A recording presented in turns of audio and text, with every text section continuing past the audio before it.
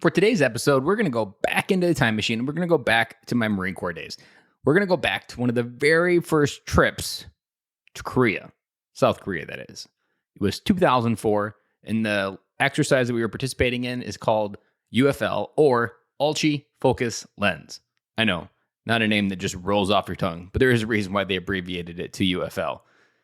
What I want to tell you a story about is a young generator mechanic that had just gotten to the Asia Pacific region just 2 months earlier, got sent to Korea for this massive deployment that the 3rd Marine Expeditionary Force does with South Korean counterparts.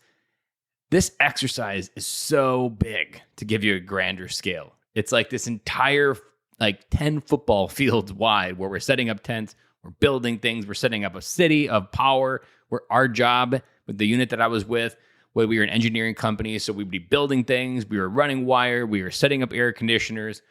But today I want to tell you a story about a little bit lower of a job that this guy got assigned. A job called ground guide. So when a forklift is operating, a heavy equipment operator is the one driving it around, there's always a guy on the ground, typically, especially in a high movement area, there's always a guy on the ground telling exactly where the forks are, where they're going in. Do they need to go up? Do they need to go down? You're learning the hand signals. And one thing that I had to learn was I'd never been a ground guide, because it's just one of those things you just jump into. And it's not like overly complicated to learn. There's only maybe 10 different signals that you need to do to communicate with the operator. But the idea of a ground guide really taught me something about fatherhood that years later I started to learn. Because a ground guide is making sure those forks go exactly where they're supposed to go, that they don't puncture a hole in a container. Because puncturing a hole in a container means bugs can get in there. It's not a sealed environment. Inspections are worse. You could drop it. If you're not all the way in and you lift it up, it's going to fall off. Sometimes you're lifting up Humvees off of semi-trailers because they're driving it in and moving it to wherever it needs to go to stage it. Lots of random different things are getting lifted off of semi-trailers. And as a ground guide, my job was to make sure that everything got lifted off and moved correctly in a safe manner without anybody getting hurt, anything getting backed up into. And it's that guy that has essentially his eyes on the ground in all the places that the operator can't, because the operator is focused on what he's carrying, what the load is. Now, he has some awareness of what's going on around him, but because it's a high operating area, lots of moving parts, it's wanting to make sure that nothing bad happens. How does this tie back to fatherhood? How often in life would it be really cool to have a ground guide for maybe what you're messing up as a dad, maybe what you're struggling with in your marriage, maybe what confrontation at work really was hard? And if you were to extrapolate the metaphor of trying to properly lift something and execute that lift properly and make sure you do it, and then maybe smashing a hole in something as you did it, there are so many times where you could put your foot in your mouth, you could mess up something, you could mess up a project, you could mess up a deadline. But how cool would it have been to have someone looking out on the side? Now, what I had to learn the hard way about fatherhood is a lot of times we need those ground guides. We need other people around us to help us see the blind spots, because that's ultimately what a ground guide is.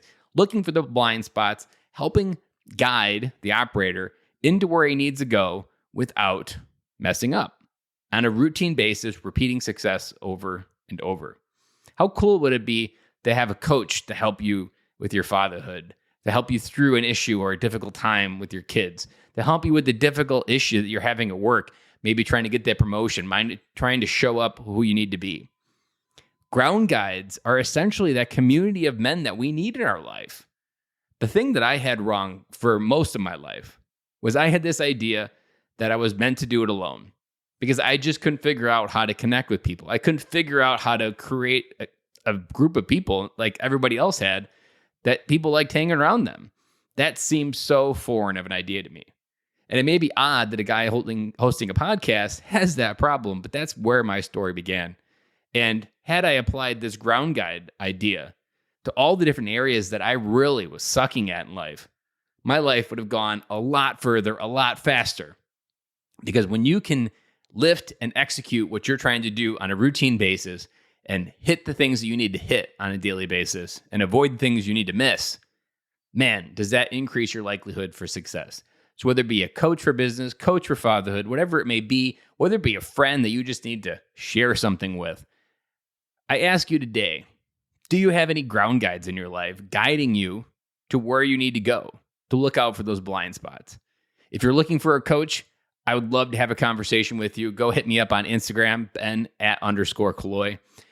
Those conversations that I have with my clients really are those ground guide moments. It's that person that's guiding them through where they need to go to get that result that they're trying to get that's been elusive for so long. And I'll be back with you tomorrow.